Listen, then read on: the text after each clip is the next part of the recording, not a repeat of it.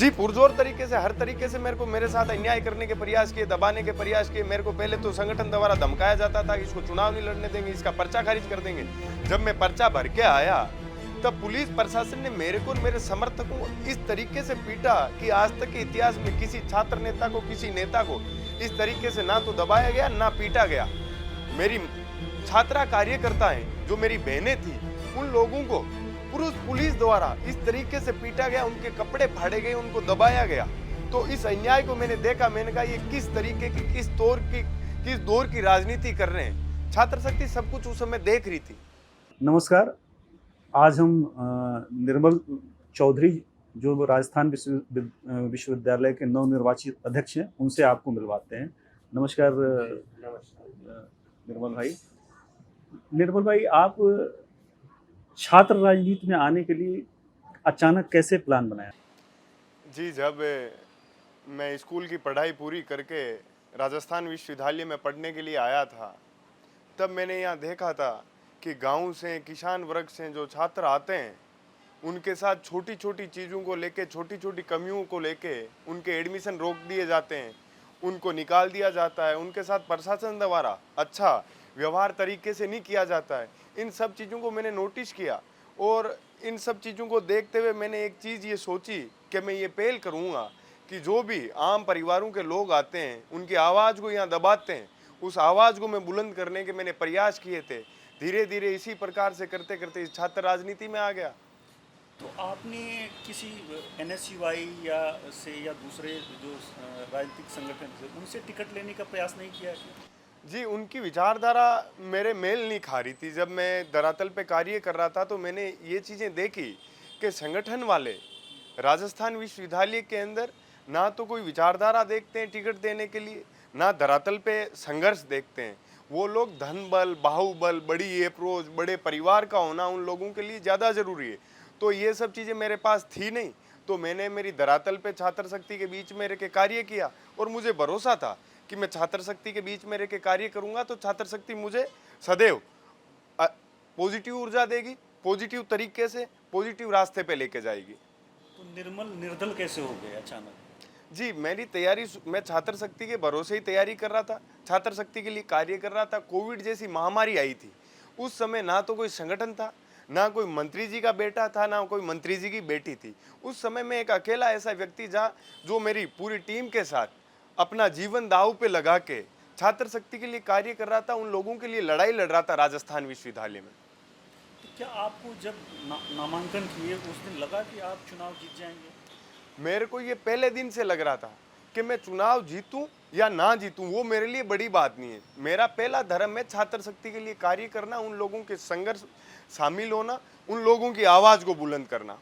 आपके सामने एबीपी जैसे बड़ा संगठन के प्रत्याशी थे, एनएसयूआई की जैसे बड़े संगठन के प्रत्याशी थे, एक मंत्री की बेटी आपके सामने चुनाव लड़ रही थी, तो आपको कैसा महसूस हो रहा था उस दौरान कि हम किस पोजीशन पे रहेंगे, कैसे वोट मिलेंगे, कैसे सारी चीज़ों को जी मैं निश्चिंत था। मैं ये सोचता था कि कोई मंत्री की बेटी हो, कोई बड़े संगठन से आता हो, ये कोई मायने नहीं रखता। जब एक मुख्यमंत्री अपने बेटे को चुनाव नहीं जिता सकते, तो मंत्री, संगठन, ये बड़ी चीजें नहीं है। आप धरातल पे लोगों के बीच में रह के कार्य करोगे तो आपको कोई हराने वाला नहीं है। अच्छा, जिस दिन आपने नामांकन किया उस दिन पुलिस ने आपकी गर्दन पे पैर रख दिया, उस समय आप क्या महसूस कर रहे, क्या सोच रहे हो थे?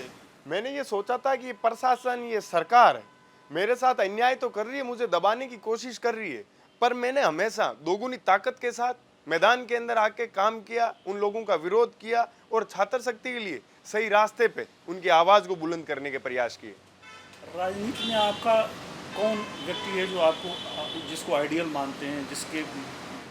जी, राजनीति के अंदर जब मैं स्कूल पास करके आया था कॉलेज में पढ़ने के लिए, जब मैं यहाँ राजस्थान यूनिवर्सिटी के अंदर धरातल पे मुकेश भाकर किसान परिवार से आते हैं, जो आज विधायी के लाडनू से हैं, वो यहाँ कार्य करते थे, किसान वर्ग के छात्र छात्राओं के हकों की लड़ाई लड़ते थे, तो शुरू से मेरे को वही पसंद थे और मैं उन्हीं के पद चिन्हों पे चल के राजस्थान यूनिवर्सिटी के अंदर छात्र राजनीति के अंदर कार्य किया था। आपने चुनाव जीतने के बाद जिस तरह से पुलिस वाले से कहा कि मैं राजस्थान विश्वविद्यालय के अध्यक्ष हूँ और धमकाया, उसको आप किस रूप में देखते हैं? जी, उसको मैं आपको बताना चाहता हूँ हुआ क्या था। दरअसल छात्र संघ अध्यक्ष की मेरी घोषणा हुई थी, मैं छात्र संघ अध्यक्ष बन के काउंटिंग रूम से बाहर निकला तो मीडिया मेरे सामने खड़ी थी। तो मीडिया से बातचीत में करने के प्रयास कर रहा था तो मेरे को पुलिस के कई जवान सरकार के दबाव में खींच के दबोच के वो चाह रहे थे कि साइड में लेके चले जाएं, मीडिया से बातचीत नहीं करने दे। तो इस बात पे मैंने उन लोगों को आगाह किया था कि मैं आज राजस्थान विश्वविद्यालय का छात्र संघ अध्यक्ष बना हूं। मैं मेरी मीडिया के माध्यम से छात्र शक्ति के बीच मेरी बातों को, मेरी सोच को पहुंचाना चाहूँगा। आपको क्या लग रहा था कि सरकार आपको दबाने की किस किस तरह के प्रयास कर रही है? जी, पुरजोर तरीके से, हर तरीके से मेरे साथ अन्याय करने के प्रयास किए, दबाने के प्रयास किए। मेरे को पहले तो संगठन द्वारा धमकाया जाता था कि इसको चुनाव नहीं लड़ने देंगे, इसका पर्चा खारिज कर देंगे। जब मैं पर्चा भर के आया तब पुलिस प्रशासन ने मेरे को और मेरे समर्थकों को इस तरीके से पीटा कि आज तक के इतिहास में किसी छात्र नेता को, किसी नेता को इस तरीके से ना तो दबाया गया ना पीटा गया। मेरी छात्रा कार्यकर्ताएं, जो मेरी बहनें थी, उन लोगों को पुलिस द्वारा इस तरीके से पीटा गया, उनके कपड़े फाड़े गए, उनको दबाया गया। तो इस अन्याय को मैंने देखा, मैंने कहा ये किस तरीके की, किस दौर की राजनीति कर रहे हैं। छात्र शक्ति सब कुछ उस समय देख रही थी। चुनाव जीतने के बाद आपने जयपुर से लेकर अपने गृह जिले नागौर तक अपने विजय जुलूस निकाले, जिस तरह से भीड़ इकट्ठी हुई, आपको अब क्या लग रहा है, क्या महसूस हो रहा है उससे? जी, उससे महसूस यही हो रहा है कि मैंने छात्र शक्ति के लिए जो धरातल पे कार्य किया था उसका वाकई में छात्र शक्ति ने मुझे आशीर्वाद दिया। जिन लोगों ने मेरे संघर्ष को देखा, समझा, वो दिल से आज आशीर्वाद दे रहे हैं और मेरे से उन लोगों को उम्मीदें हैं जो मैं धरातल पे रह के और अच्छा कार्य करने के प्रयास कर रहा हूँ। छात्र राजनीति के बाद क्या 2023 में विधानसभा चुनाव लड़ने की भी तैयारी है? जी, मैं यहाँ छात्र शक्ति के लिए कार्य करूंगा। मेरा ऐसा कोई आगे चुनाव लड़ने का इस बारे में मैं अभी नहीं सोच रहा हूँ। मैं सिर्फ छात्र शक्ति के जो भी राजधानी के अंदर प्रदेश और देश के कोने से जो स्टूडेंट आएंगे पढ़ने लिखने के लिए, उनके साथ कोई किसी प्रकार की समस्या होगी तो मैं उन लोगों के लिए कार्य करने के प्रयास कर रहा हूँ अभी। अच्छा, अपना थोड़ा सा बैकग्राउंड बताइए कि आप किस बैकग्राउंड से आते हैं, कहाँ कहाँ स्कूल में पढ़ाई की, कैसे, और यहाँ तक का सफ़र कैसे था? जी, मैं नागौर जिले के अंदर मेड़ता सिटी विधानसभा है, उसके एक छोटे से ग्राम धामणिया से आता हूँ। मेरे पिताजी टीचर हैं, वो गांव में खेतीबाड़ी भी संभालते हैं, वहाँ सामाजिक छोटे मोटे कार्य भी करते हैं। और वैसे राजनीति से मेरे पारिवारिक रूप से कोई संबंध नहीं रहा। मेरी 7 पीढ़ी में कोई आज तक पंच भी नहीं रहा है। मैंने खुद ने आके छात्र शक्ति के लिए जो कार्य किया था उसी का रिजल्ट मिला है। मेरे पिताजी को इस बात की खुशी है कि धरातल पे रह के एक आम परिवार से आने वाला बेटा मेरा राजधानी के अंदर जाके सबसे बड़े और प्रतिष्ठित विश्वविद्यालय का छात्र संघ अध्यक्ष बना है, समाज में अच्छी मिसाल पेश की है, अच्छा कार्य करे, यही उम्मीद है मेरे परिवार वालों को। अब राजस्थान विश्वविद्यालय में आप किस तरह का बदलाव करेंगे? मैं राजस्थान विश्वविद्यालय के अंदर, मेरा एक ही सपना है कि राजस्थान विश्वविद्यालय एक शिक्षा के मंदिर के रूप में पूरे देश के अंदर उभर के आए। पूरे देश के लोग इस बात की बात करें कि देश और प्रदेश के अंदर एक विश्वविद्यालय है, राजस्थान विश्वविद्यालय, जहाँ पढ़ने का, लिखने का स्तर इतना उच्च है कि प्रत्येक स्टूडेंट की पसंद मैं चाहता हूँ राजस्थान विश्वविद्यालय होनी चाहिए पढ़ने लिखने के लिए। ठीक है, बहुत बहुत धन्यवाद आपका। जी।